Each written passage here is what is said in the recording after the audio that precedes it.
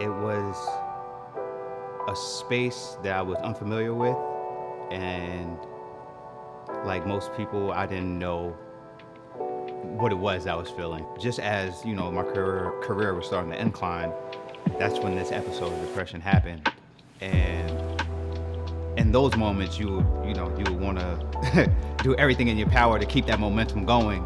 It was a moment in a season of uncertainty emotionally. I didn't want to work. I didn't want to be around people. And my job being that I had to be around people just made it 1,000 times harder for me to actually embrace what was going on in that moment of my life. I couldn't do it on my own.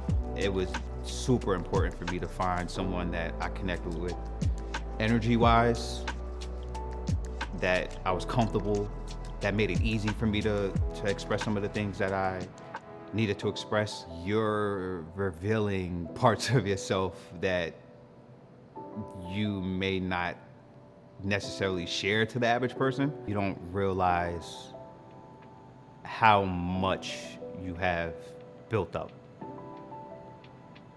And it's not one specific thing, it's a combination of things that may have happened your entire life. Finding the right therapist that connected all those dots for me specifically was super important.